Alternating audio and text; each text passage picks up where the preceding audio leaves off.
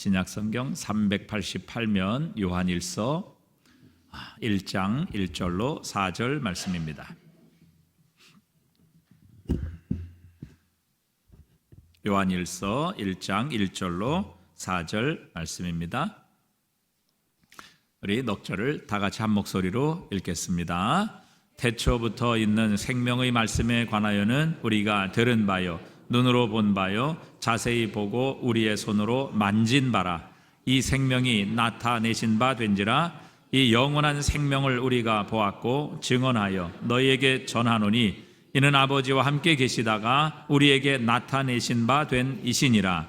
우리가 보고 들은 바를 너희에게도 전함은 너희로 우리와 사귐이 있게 하려 함이니 우리의 사귐은 아버지와 그의 아들 예수 그리스도와 더불어 누림이라.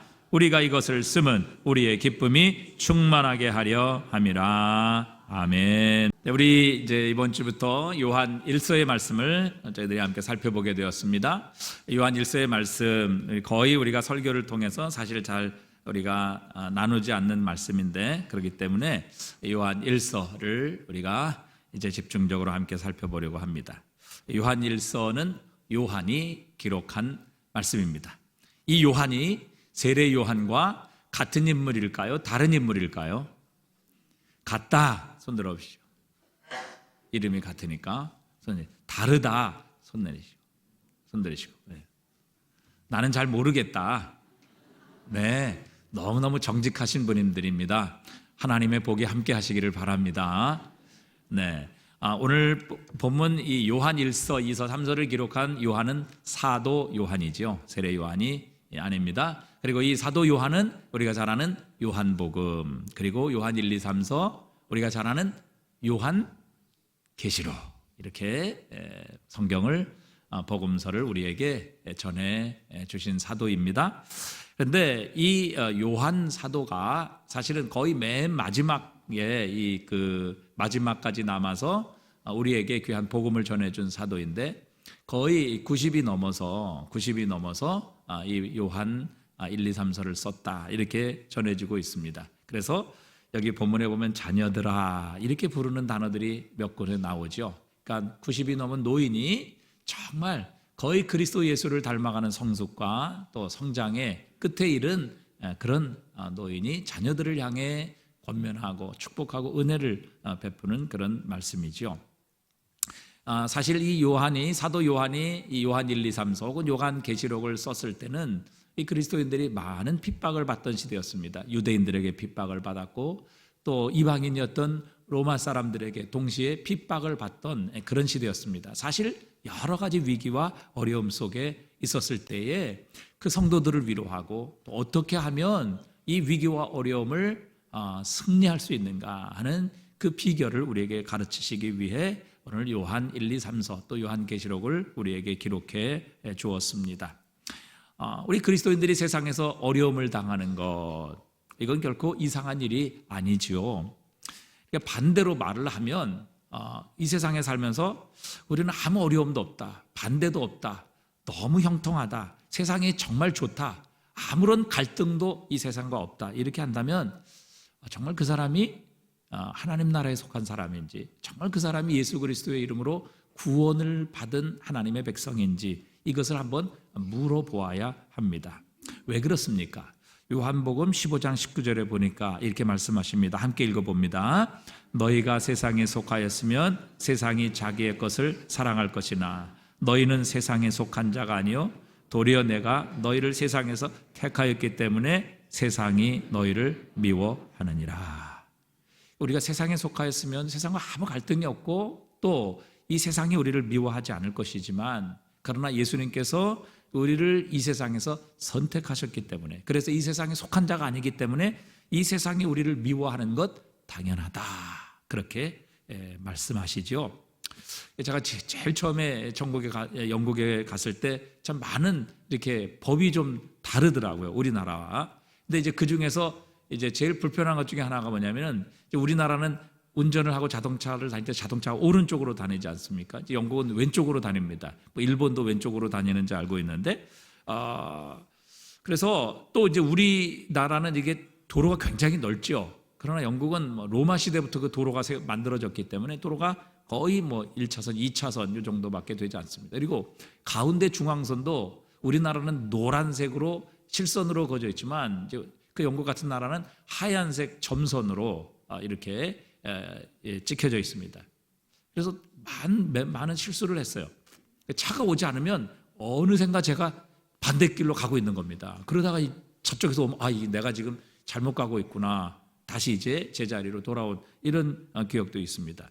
요즘은 우리나라에도 이제 회전교차로 뭐 이렇게 생기지 않습니까? 근데 사실 영국에는 신호등이 거의 없습니다. 회전교차로, 라운드어바웃이라 이렇게 이제 부르는데 그 회전교차로로 거의 교통체계가 돼 있습니다. 근데 어느 날 제가 이제 이 회전교차로를 거꾸로 들어간 겁니다.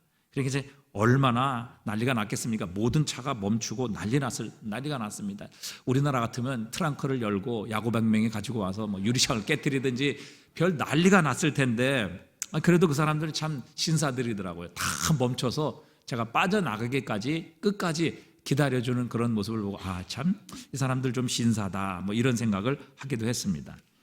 여러분 이렇게 한국에 살다가 다른 나라에 법이 다른 나라에 가게 되면 불편하죠. 충돌이 있습니다. 때로는 손가락질 당할 수도 있고요. 미움을 받을 수도 있습니다. 요한 1서의 핵심 구절 가운데 하나는 요한 1서 5장 19절입니다. 요한 1서 5장 19절은 이렇게 말씀하십니다. 또 아는 것은 우리는 누구에게 속해요? 그리고 온 세상은 누구에게 처해요? 악한 자에게 처한 것이다. 분명히 구별하십니다. 우리는 하나님께 속해 있고 이 세상은 악한 자에게 속해 있다. 악한 자에게 처해 있다. 이것이 이 요한 1서의 가장 핵심적인 구절 중에 하나입니다. 여러분 구원이 무엇입니까? 구원은 바로 이 악한 세상에 속해 있던 우리를 예수 그리스도의 십자가의 공로와 주님의 부활의 능력으로 이 세상에서 우리를 건져 하나님의 나라로 우리를 옮기신 사건, 이것을 구원이라 이렇게 정의할 수 있을 것입니다. 자, 골로새서 1장 13절에 보니까 우리를 흑암의 권세에서 어떻게 하시사? 건져내사 그의 사랑의 아들의 나라로 어떻게 하셨어요? 옮기셨으니 그 아들 안에서 우리가 속량고 죄사함을 얻었도다. 그러니까 구원받은 게 뭐냐? 하나님의 백성이 뭐냐? 이 흑암의 세상, 흑암의 권세에 속해 있던 혹은 이 악한 자에게 처해 있던 이 세상에서 그리스도 예수의 십자가의 능력으로 우리를 구원하셔서 하나님의 나라, 하나님의 아들의 나라로 우리를 옮기신 것. 그래서 우리를 세상이 아니라 이제는 하나님의 속한 자로 우리를 만들어 주신 것. 이것이 바로 구원이라 이렇게 정의하고 있는 것입니다. 그렇기 때문에 여러분 우리가 분명히 생각할 것은 이 세상에서 구원을 얻어 하나님의 백성이 된 우리가 이 악한 자에게 속한 흑암의 권세 아래 속한 이 세상에서 살 때 아무런 문제가 없겠느냐 하는 것입니다. 아무런 갈등이 없겠느냐 하는 것이죠.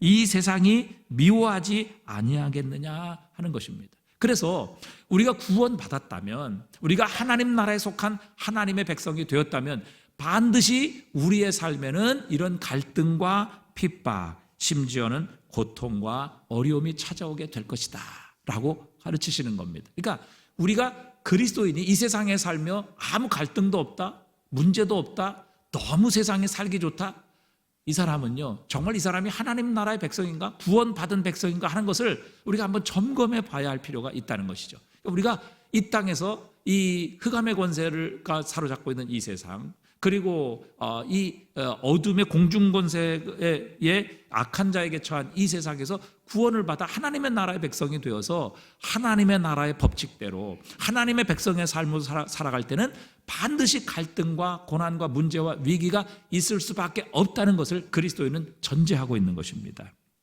자, 그런데 이런 고난과 위기, 갈등과 때로는 핍박과 심지어는 순교까지도 각오해야 될 이런 세상에 살아가며 과연 이 사도 요한은 우리에게 무엇을 격려하고 있고 어떻게 이런 고난과 위기의 삶에서 끝까지 승리할 수 있는 비결이 무엇인지를 저희들에게 가르치고 있습니다. 그런데 여러분, 인간의 고난이라는 것은요, 역사를 보면 이 초대교회 당시만 있었던 것이 아닙니다. 사도 요한의 이 편지를 받는 그 지역에만 있었던 것이 아니고요, 오늘 우리들에게도 동일하게 있는 것입니다. 그렇기 때문에 이 하나님의 말씀은 동일하게 오늘 우리의 삶에서도 역사하시며 능력이 있고 이 말씀을 순종하고 받아들이게 될 때 하나님의 승리가 우리에게 임하게 하신다는 것이죠. 자, 그러면 여러분, 신앙의 핵심이 무엇입니까? 도대체 신앙이란 무엇이고 신앙의 본질이 과연 무엇이라고 정의할 수 있습니까? 여러분, 신앙의 본질이라는 것은 예수님과 연결된 믿음이다, 이렇게 표현할 수 있을 것입니다. 이게 신앙의 핵심이죠. 예수님과 연결된 믿음. 그러니까 예수님과의 친밀한 사귐, 교제. 오늘 여기에 사귐이라는 말이 4절에도 3절에도 등장하는데 이 사귐이라는 말이 코이노니아라는 말입니다. 코이노니아, 교제, 사귐, 만남이라는 말이죠. 그러니까 여러분, 신앙의 가장 본질은 바로 하나님과의 사귐, 하나님과의 만남, 하나님과의 교제, 예수 그리스도와 연결된 믿음이라, 이렇게 표현할 수 있습니다. 자, 마태복음 16장에 보면요, 예수님께서 가이사랴 빌립보 지방에 이르셨을 때에 뜬금없이 제자들에게 묻습니다. 사람들이 나를 누구라고 하느냐? 그랬더니 제자들이 어떤 사람은 세례 요한이라고 합니다. 왜냐하면 예수님이 회개의 세례를 늘 말씀하셨기 때문에, 회개하라 천국이 가까웠느니라 그렇게 선포하셨기 때문에 세례 요한이다, 이렇게 말씀하시는 사람이 있습니다. 어떤 사람은 엘리야. 왜냐하면 예수께서 놀라운 기적과 능력을 이 땅에서 행하셨기 때문이죠. 또 예레미야라고도 합니다. 예레미야 눈물의 선지자. 또 어떤 사람은 선지자 중에 하나입니다. 그렇게 사람들이 예수님을 이야기합니다. 대답했어요. 그때 예수님께서는 시몬 베드로에게, 제자들에게 묻습니다. 자, 그렇다면 세상 사람들은 나를 세례 요한이다, 엘리야다, 예레미야다, 선지자 중에 하나다, 이렇게 말을 하는데 그러면 너희는 나를 누구라고 하느냐? 그렇게 물으셨어요. 그랬더니 베드로가 대답하지요. 마태복음 16장 10절에 보니까 시몬 베드로가 대답하여 가로되, 함께 읽겠습니다. 주는 그리스도시요 살아계신 하나님의 아들이시니이다. 주는 그리스도시요. 이 그리스도라는 말은 히브리어로 메시아라는 말이고, 하나님의 기름 부음 받은 자, 우리를 구원하시기 위해, 이 세상을 구원하시기 위해 하나님의 기름 부음 받은 하나님의 아들이라, 이렇게 표현합니다. 또 살아계신 하나님의 아들입니다. 하나님의 아들이란 말은 하나님이라는 그 말이거든요. 개의 아들이면 강아지, 또 말의 아들이면 망아지, 사람의 아들이면 사람, 하나님의 아들이란 말은 하나님이라, 그런 표현입니다. 그러니까 시몬 베드로는 예수님, 주님은 우리의 하나님의 기름 부음 받은, 하나님께서 기름 부으셔서 우리를 위해서 보내신 우리의 메시아 구원자이시며 바로 주님은 하나님이십니다. 그렇게 고백을 했어요. 이때 예수님께서 이 베드로의 고백을 들으시고 너무너무 기뻐하셨습니다. 베드로를 향해서 네가 복이 있다, 이것을 알게 한 분은 바로 하나님이시다. 하나님의 너를 사랑하시고 너를 구원하시기 위해 이 지식을 너에게 주셨다. 너는 반석이다. 내가 너의 반석과 같은 신앙 고백 위에 내 교회를 세울 것인데 음부의 권세가 결코 이기지 못할 것이다.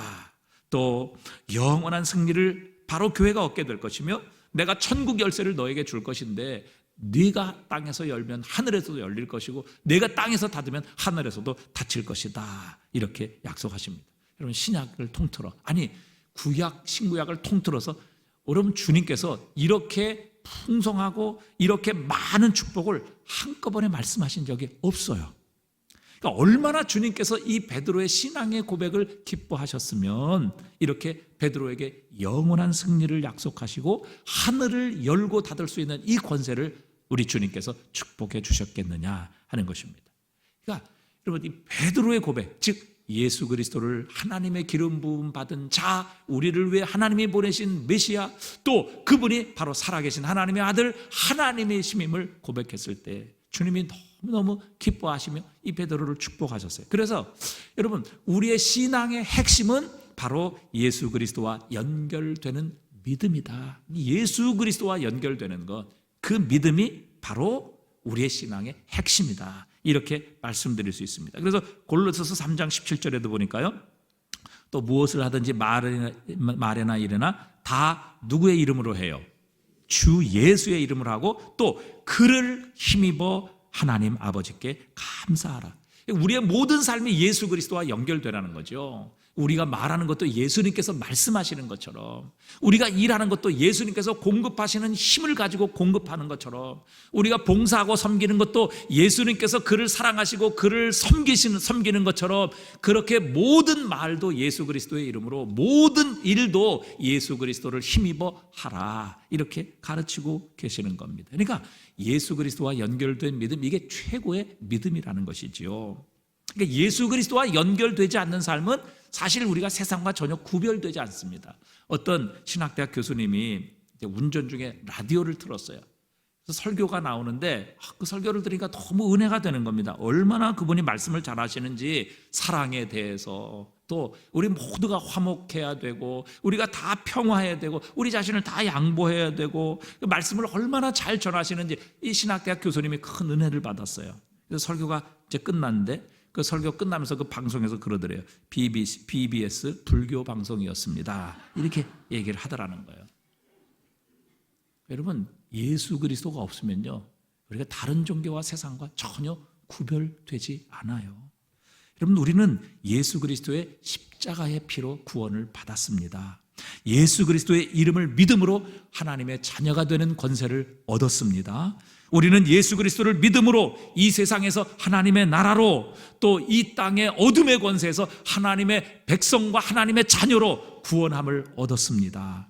여러분, 얼마든지 예수 그리스도 없이도요, 사랑을 얘기할 수 있어요. 봉사도 얘기할 수 있어요. 헌신도 충성도 말할 수 있습니다. 그러나 예수 그리스도 없이는 생명이 없는 겁니다. 구원이 없습니다. 요한은 예수 그리스도를 가리켜서 생명이라 이렇게 표현하고 있습니다. 오늘 본문에도 보니까요, 태초부터 있는 무슨 말씀이에요?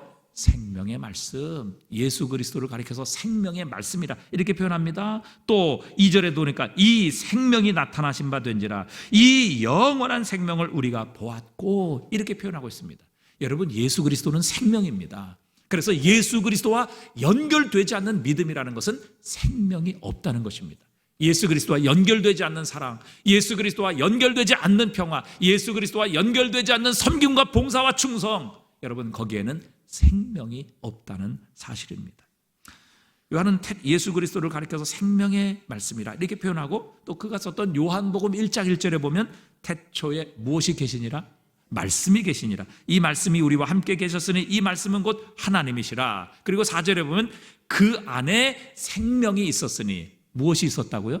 생명이 있었으니 이 생명은 사람들의 빛이라. 계속해서 예수 그리스도를 생명이라, 영원한 생명이라 이렇게 말씀하고 계십니다. 그리고 오늘 요한은 이 생명이신 예수 그리스도와의 친밀한 사귐, 주님과의 교제야말로 우리의 신앙의 본질이며 핵심임을 우리에게 가르쳐 줍니다. 그리고 이 예수 그리스도는 생명이신 예수 그리스도와 사도 요한은 얼마나 친밀한 교제를 가졌는지 오늘 1절에서 그렇게 말하잖아요. 말씀에 관한 우리가 들은 바요, 눈으로 본 바요, 자세히 보고 우리의 손으로 만진 바라. 그러니까 생명이신 예수 그리스도와 얼마나 친밀한 교제, 얼마나 친밀한 만남을 가졌으면 내가 예수님을 눈으로 보았고 귀로 들었고 손으로 만진 바 되었다. 그렇게 예수님과, 생명이신 예수님과 친밀한 교제를 가지게 되었다.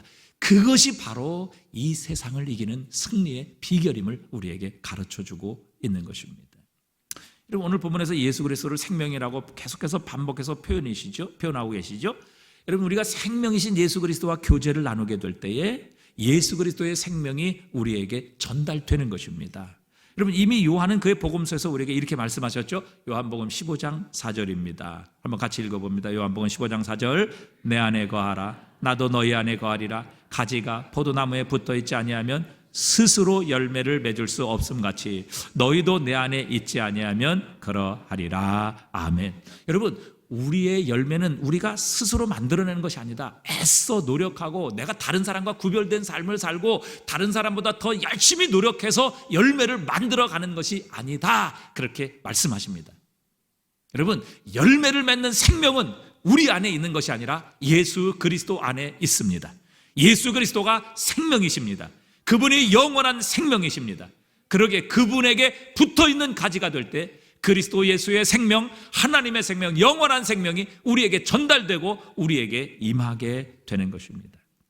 여러분, 우리가 주님과 깊은 교제를 나누고 주님에게 붙어있는 가지가 될 때, 즉 주님과 깊은 교제를 나누게 될 때에 영원한 생명이 우리 안에 임하게 되고 그 생명이 우리에게 전달된다, 그렇게 말씀하십니다. 그리고 그 주님으로부터 공급되는 생명과 능력으로 우리의 삶에는 자연스럽게 열매가 맺혀지게 된다는 겁니다. 여러분, 가지가 열매를 맺을 때 힘쓰고 용쓰고 애쓰고 노력해서 열매 맺습니까? 그렇지 않아요. 그 가지는요, 그냥 나무에 붙어 있으면 나무에서 공급되는 양분, 그 수분을 통해서 저절로 가지는 열매를 맺는 것입니다. 우리 인생이 바로 그런 것이라는 것이죠. 그래서 여러분, 우리가 그리스도 예수를 향한 믿음, 예수 그리스도와 연결된 믿음, 즉 주님과의 교제야말로 우리의 신앙의 가장 중요한 본질이요 핵심입니다. 이것을 놓쳐서는 결코 우리가 올바른 우리 신앙생활을 하는 것이 아니지요. 요한복음 10장에 보면 마르다와 마리아의 이야기가 등장합니다. 예수님께서 마르다와 마르다의 집을 방문하셨어요. 그의 오라버니 나사로도 우리가 잘 알고 있죠. 근데 마르다와 마리아는 예수님의 방문이 너무 기뻤을 것입니다. 정말 우리의 메시아이시요 하나님의 기름 부음 받은 자 하나님이신 예수 그리스도가 자신의 집을 방문했을 때 얼마나 기뻤어요. 그래서 최고로 예수님을 좀 대접하고 싶었을 것입니다. 그래서 마르다는 예수님을 대접하기에 준비하느라 정말 분주했습니다. 좋은 음식도 만들어야 되고요, 또 집도 청소해야 되고요, 또 좋은 반찬도 드려서 정말 예수님을 기쁘시게 해드리고 싶었던 것이 마르다의 심정이었습니다. 그런데 동생은, 그 마르다는 그렇게 바빠서 지금 분주하게 움직이고 있는데 그 동생인 마리아는 주님의 발치에 앉아서 예수님의 말씀을 듣고 있었습니다. 마르다가 짜증이 났죠. 이렇게 예수님을 대접하게 자기는 지금 눈코 뜰 새 없이 지금 바쁘게 움직이고 있는데 동생은 지금 예수님의 발치에 앉아서 한가하게 예수님의 말씀을 듣는 일에 주의를 기울이고 있었어요. 마르다가 화가 났죠. 그래서 예수님께, 주님, 내 동생 마리아 좀 언니를 도우라고 빨리 가서 좀 말씀 좀 해주세요. 그렇게 명령해 주세요. 불평 어린 목소리로 예수님께 부탁을 드립니다. 근데 주님께서는 오히려 동생인 마리아를 두둔하시죠. 누가복음 10장 41절에 보니까요, 주께서 대답하여 이르시되 마르다야 마르다야, 내가 많은 일로 염려하고 근심하나 몇 가지만 하든지 혹 한 가지만이라도 족하니라. 마리아는 이 좋은 편을 택하였으니 빼앗기지 아니하리라 하시니라. 자, 그럼 마리아는 좋은 편을 택했다는 거예요? 나쁜 편을 택했다는 거예요? 네? 자, 예수님의 평가는 그렇게 분주하게 움직여서 예수님을 대접하는 것이 더 좋다는 거예요? 아니면 마리아처럼 예수님의 발치에 앉아서 예수님의 말씀을 듣는 것을 예수님이 더 좋아하신다는 얘기예요? 네? 전자예요, 후자예요? 후자죠, 후자. 예수님께서는 우리가 많은 일을 하지만, 그러나 그 많은 일 다 할 수 없다, 몇 가지만 하는데 혹은 한 가지만 해도 족한데, 그 하나님이 가장 기뻐하시는 한 가지가 뭐냐? 바로 주님 앞에서 말씀을 듣는 것, 즉 주님과 교제하는 것. 그래, 마르다야, 너 수고 많다, 너 참 잘하고 있다. 그런데 마르다는 더 잘하고 있다, 이렇게 칭찬하시는 겁니다. 왜요?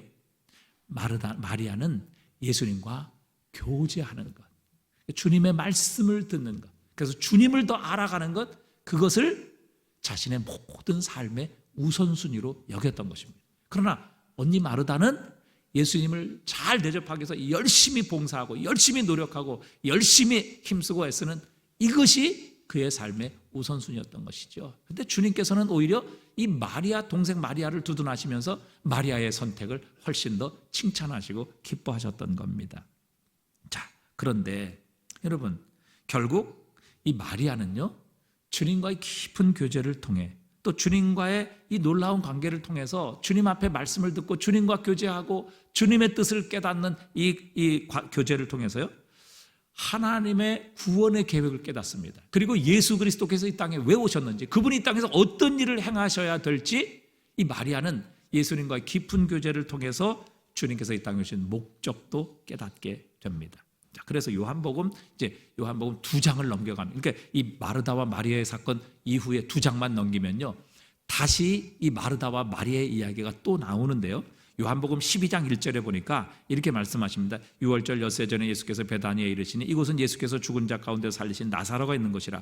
거기서 예수를 위하여 잔치할새 마르다는 일을 하고, 이때도 마르다는 일을 해요. 그리고 나사로는 예수와 함께 앉은 자 중에 있더라. 마리아는 지극히 비싼 향유 곧 순전한 나드 한 근을 가져다가 예수의 발에 붓고 자기 머리털로 그의 발을 닦으니 향유 냄새가 집에 가득하더라. 이렇게 말씀하죠. 자, 이 지금 예수님께서 나사로를 살리신 후에 다시 이 마르다 마리아 집에 오셨는데, 이때도 역시 마르다는 열심히 일을 해서 예수님을 대접하려고 했어요. 그런데 이때 마리아는 어떤 일을 행하냐면, 자기가 가지고 있는 가장 최선의 보물, 그가 가지고 있는 비싼 향유 순전한 나드 한 근을, 이거 좀 보화처럼 자신이 가지고 있던 겁니다. 이건 자신의 정말 시집 갈 때의 마지막 지참금이에요. 이거 없으면 자신은 뭐 결혼을 못할지도 몰라요. 그렇게 아주 보화처럼 간직해온 여성에게는 가장 소중한 자산이었습니다. 마가복음 14장에 보니까요, 이 마리아가 깨트린 향유의 가격을 300데나리온 정도, 300데나리온에 팔아서 가난한 사람에게 줄 수 있었으리, 이렇게 유다가 이야기를 하죠. 300데나리온, 한 데나리온이 우리 장정 한 사람의 하루치 1급입니다. 그럼 300데나리온이면 1년치 연봉이에요. 여러분, 우리가 뭐 보통 평균만 한 7천 정도 평균 연봉을 잡는다, 요새. 7천에서 뭐 1억 받으시는 분들도 있잖아요. 근데 여러분 생각해 보세요. 지금 향유가 7천에서 1억 나갑니다. 7천만, 적게 잡아도 7천만 원인데, 여러분 7천만 원에 이 향유가 담긴 옥합을 깨트려서 예수님의 발에 붓습니다. 여러분, 이게 가능하겠어요? 무엇으로 가능하겠어요? 여러분, 이 마리아가 이렇게 예수님께 자신의 모든 것을 들여 헌신할 수 있었던 것, 그래서 주님을 향한 사랑, 심지어는 나중에 이 마리아가 향유를 부은 사건이 예수님의 장례를 위한 준비였다고 예수님은 그렇게 말씀하세요. 여러분, 이 헌신이 어디서 나왔을까요? 이 마리아의 자신의 모든 것을 드리고 자신의 최고의 것을 드렸던 헌신이 과연 어디서 나왔을까요? 이 헌신은 바로 예수님과의 교제를 통해서 나왔던 겁니다. 예수님의 발치에 앉아 예수님의 말씀을 들으면서 예수님이 누구이시고 그분이 얼마나 나를 사랑하시며 나 같은 죄인을 위하여 십자가에 못 박혀 죽으실 바로 하나님이 보내신 하나님의 아들이심을 깨달았을 때, 마리아는 그 사랑, 그 크신 은혜에 감격하여 자신의 가진 것 중에 최고의 보물을 예수님께 드릴 수 있었던 것이죠. 그러니까 여러분, 그리스도인의 기초는요, 생명이신 예수님과의 교제입니다. 이 그리스도인의 이 교제 없이, 주님과의 교제 없이 우리가 하나님께 하는 봉사, 헌신, 또 예배, 이 모든 것은요 거의 형식적입니다. 억지가 될 수밖에 없습니다. 의무적으로 하는 것이 될 수밖에 없어요. 주님과 교제가 없는 봉사와 헌신, 예배, 우리의 모든 삶의 충성과 헌신은요 거의 생명과 능력이 없습니다. 왜요? 우리 예수 그리스도와 관계된 믿음이 없기 때문에 그렇습니다. 초대교회 성도들을 자신의 소유를 팔아 사도들에게 가져왔습니다. 사도들은 성도의 필요를 따라 다 각기 나눠줘서 모든 성도들에게 부족함이 없었다, 그렇게 표현하고 있습니다. 여러분, 어찌 이런 일이 가능하겠습니까? 여러분, 세상은 물질이 제2의 생명입니다. 아니, 예수 믿지 않는 사람은요 이 물질이 자신의 첫 번째 생명이에요. 자신의 생명을 바쳐 여러분 얻은 게 물질 아니겠습니까? 그런데 초대교회는 과연 어떻게 이런 일이 가능했느냐 하는 것이죠. 초대교회는 죽음에서 다시 살리시는 부활의 능력이 예수 그리스도를 믿는 그리스도인에게 역사하심을 믿었습니다. 그리고 그들이 그 부활의 주님께서 자신과 함께 하시고 그 주님과 함께 깊은 교제를 나눴을 때 자신의 생명이 소유에 있지 않다는 것을 그들은 확신할 수 있었던 것입니다. 여러분, 인간에게 있어서 가장 불가능한, 그리고 가장 큰 죄의 저주의 핵심인 죽음, 여러분, 죽음에서 우리를 다시 살리실 수 있는 주님이시라면 그분이 우리의 삶에 무엇을 하시지 못하겠습니까? 무엇을 책임지시지 못하겠습니까? 무엇을 공급해 주시지 못하겠느냐 하는 것입니다. 자신의 생명까지도 우리를 위해서 내어주신 주님이라면 무엇을 우리에게 주시지 않겠느냐 하는 것이지요. 그 주님과의 깊은 교제, 그분의 만남을 통해서 이 놀라운 사실, 이 주님의 사랑과 위대한 능력을 깨달았을 때 자신들은 소유에서 자유할 수 있었던 겁니다. 나를 살리고 나를 공급하고 나의 생명을 유지하는 것은 이 물질, 돈이 아니라 바로 살아계신 하나님이시다. 그분이 보내신 예수 그리스도이시다. 나를 위해 자신의 생명까지도 주시는 그 하나님이 나와 함께 하시고 그 하나님과 동행하는 날 나는 부족함이 없으리로다. 이것을 확신했던 겁니다. 그러기에 그들은 기쁨으로 사람들은 생명처럼 여기는 이 물질을 바로 사도들 앞에 드리고 그 사도들은 모든 사람의 필요를 따라 나누어 줌으로 그곳에 하나님의 나라 천국이 임하게 되는 놀라운 은혜를 그들은 체험했던 것이지요. 여러분, 그렇기 때문에 이 그리스도 예수와의 교제, 그리스도 예수와 연결된 믿음, 이것이야말로 우리의 신앙과 우리의 삶의 핵심이며 본질이라는 사실입니다. 여러분, 우리가 하나님의 말씀 듣잖아요. 하나님의 말씀 연구도 합니다. 하나님의 말씀 공부해야 된다고 그러고 하나님의 말씀을 늘 읽고 연구하고 암송도 합니다. 그러나 여러분, 그 말씀이 주님과의 교제로 연결되지 않는다면, 주님과의 교제로 인도하지 않는다면 그 말씀은 단지 우리의 지식에 머물게 되는 것입니다. 여러분, 그 지식이 우리에게 생명을 주는 것 아닙니다. 단지 그것은 하나의 정보가 될 수밖에 없습니다. 그리고 우리로 하여금 내가 하나님을 알고 있다, 하나님 잘 믿고 있다 이렇게 착각하게 만드는 것입니다. 그리고 오히려 그 지식이 우리를 교만하게 만들죠.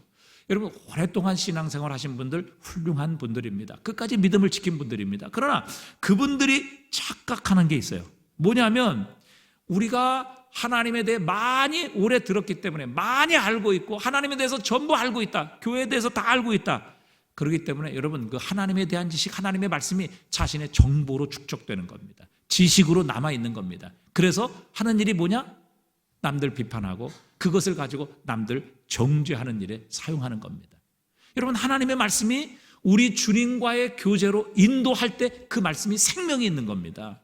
그런데 그 말씀이 주님과의 교제로 연결되는 것이 아니라 그저 지식과 정보로 남아있게 되면 그 지식과 정보는 우리를 교만하게 만들지요. 그래서 늘 다른 사람 말씀으로 비판하고 판단하고 정죄하는 이런 일들을 하게 만드는 겁니다. 이게 오래 믿은 사람들이 착각할 수 있는 신앙의 하나의 모습이죠. 여러분, 기도도 마찬가지죠. 기도의 궁극적인 목적이 무엇입니까?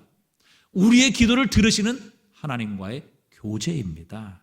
그렇지 않고 여러분, 기도를 통해서 맨날 내가 얻기를 원하는 것, 또 내가 갖기를 원하는 것, 내 문제 해결하는 것, 우리 필요하는 것, 우리가 필요한 것, 맨날 이런 것들만 우리 주님께 가서 얻어내려는 이런 도구가 된다면 여러분, 그저 우리가 돈 넣고 물건 나오는 자판기와 하나님이 뭐가 다른 게 있겠습니까?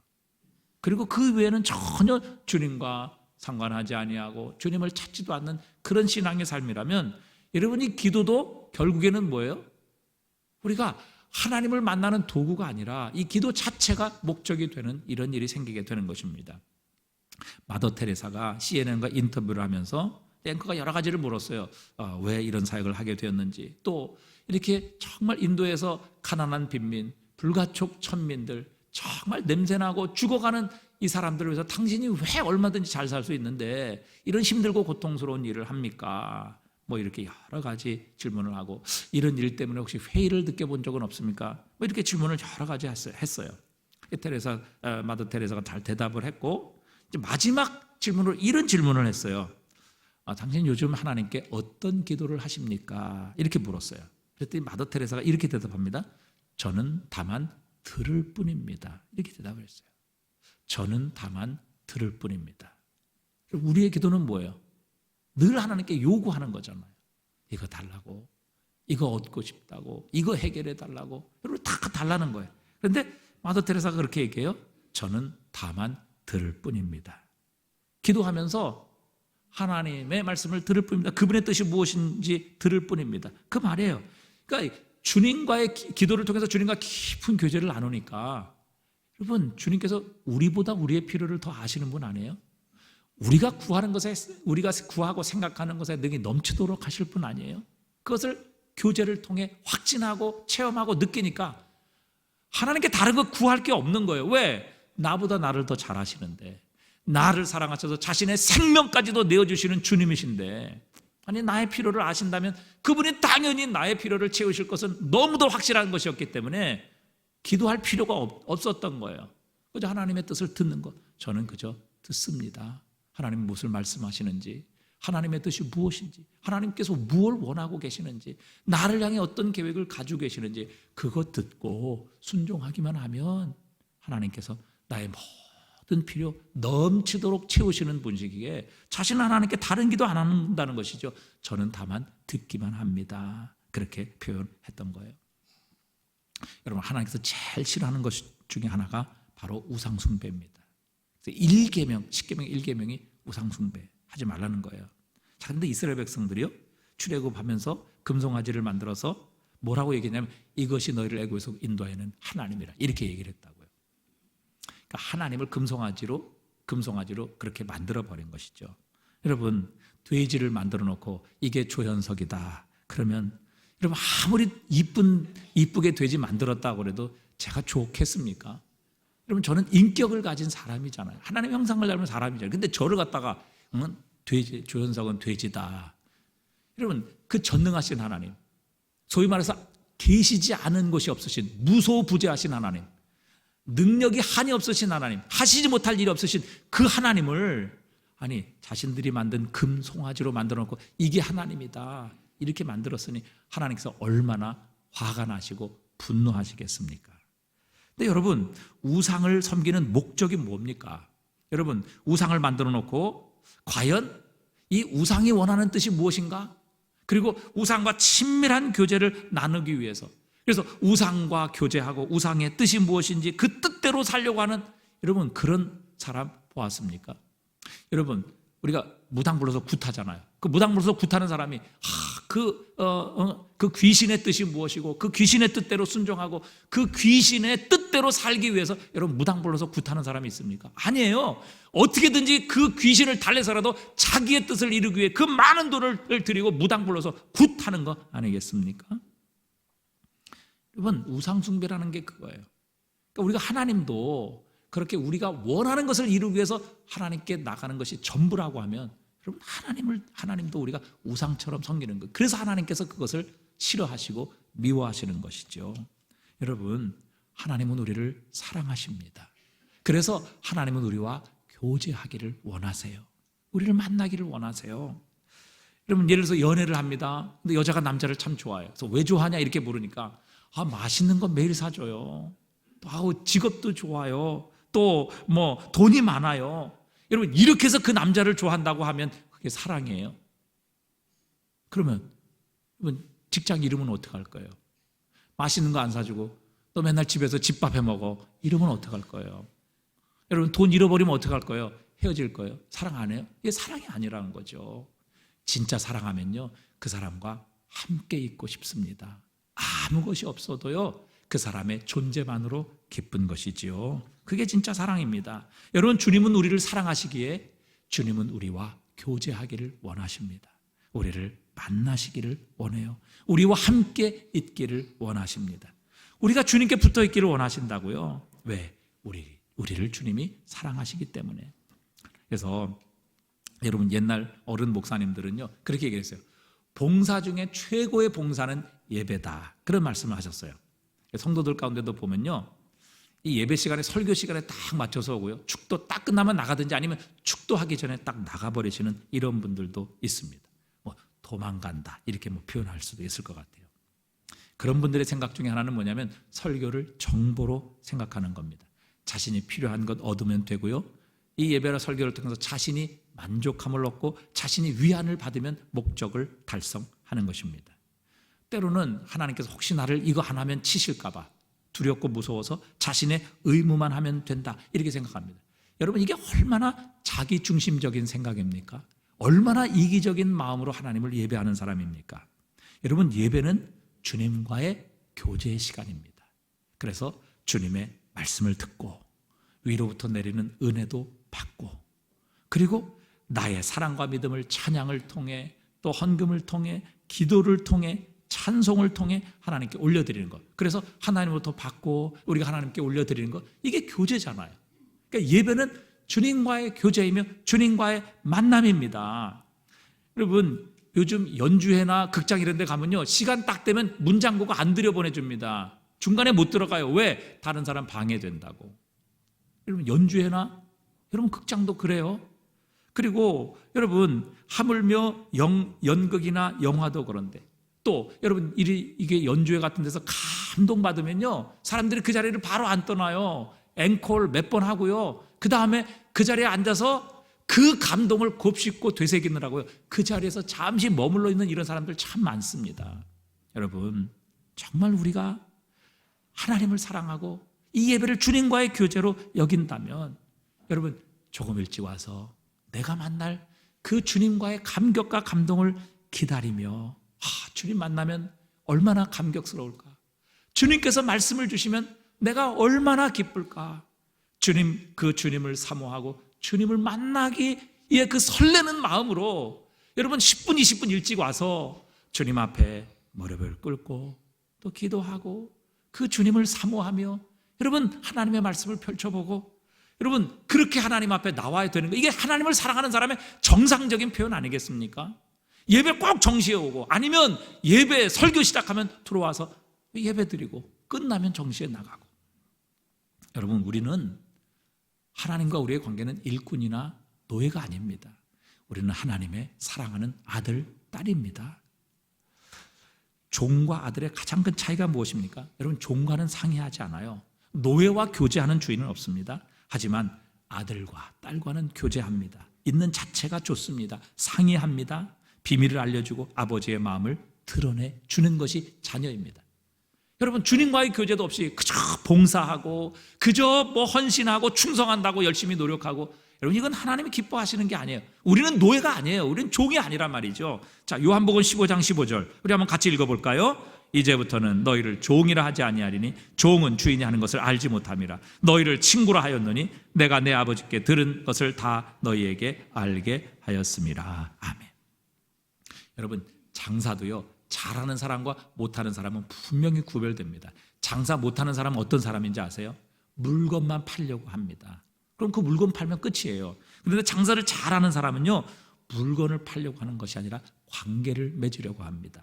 그래서요 자신이 손해를 봐도 정직하게 얘기해 줍니다. 또 그 소비자에게 유익한 것, 손님에게 유익한 것이 무엇인지를 분명하게 알려줘요.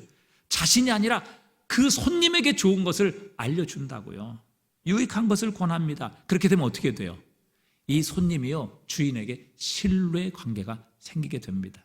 그래서 교제가 이루어지면요 그 사람은 평생 그 가게 단골이 되는 겁니다. 그걸 가리켜서 충성 고객이라 이렇게 부르는 거예요. 그러니까 한 치 앞을 내다 못 보는 거죠. 아주 작은 이익에 급급하는 것이죠. 여러분 마찬가지입니다. 우리도 주님을 그렇게 섬기고 있는 것은 아닌지요? 여러분 우리가 주님과 깊은 교제를 나누고 그 교제 안에서 주님의 사랑을 우리가 받고 우리가 주님을 향한 사랑을 표현하고 진정 하나님의 아들 딸로서 교제가 이루어지게 되면요 우리의 모든 필요는 하나님이 채우십니다. 공급하십니다. 여러분 그분이 무엇을 모르시겠어요? 무엇이 부족하겠어요? 어떤 능력이 없으시겠어요? 여러분 자식까지도 우리를 위해 십자가에 내어주신 주님, 자신의 생명까지도 우리를 위해 내어주시는 주님께서 우리를 위해서 무엇인들 아끼시겠느냐 하는 것입니다. 그러기에 여러분 예수 그리스도는 우리의 생명이십니다. 그리고 그분과의 교제를 통해 우리는 하나님의 생명을 얻으며 그 하나님의 생명과 능력을 공급받게 될 때에 우리의 삶의 사실 모든 문제는 해결되는 것이죠. 오늘 사도 요한은 그것을 우리에게 비결로 가르쳐주고 계시는 겁니다. 여러분 세상에서 핍박이 있습니다. 위기 있습니다. 갈등이 있습니다. 고난이 있습니다. 그러나 생명이신 예수 그리스도와의 친밀한 교제, 그분과의 만남은요 이 모든 것을 뛰어넘고 승리하는 능력을 주시는 비결이 되는 것입니다. 그래서 여러분 생명이신 주님과의 교제에 목숨을 거십시오. 그러면 다른 모든 것은 주님께서 더하여 주실 것입니다. 해결해 주실 것입니다. 우리가 평생 걱정하지 아니하고 염려하지 아니하고 그 주님 한 분만으로 만족할 수 있도록 주님께서 우리의 모든 필요를 채워 주실 것입니다. 생명이신 예수 그리스도와의 교제, 그것이 이 땅을 살아가는 그리스도인이 어떤 위기, 어떤 어려움, 심지어는 순교의 위기를 맞이할지라도 죽음에서 다시 살리신 예수 그리스도의 생명의 능력, 영원한 생명이 우리와 함께 하시기에 이 모든 것을 넉넉히 이길 수 있는 힘과 능력과 생명을 우리에게 공급해 주실 줄 믿습니다.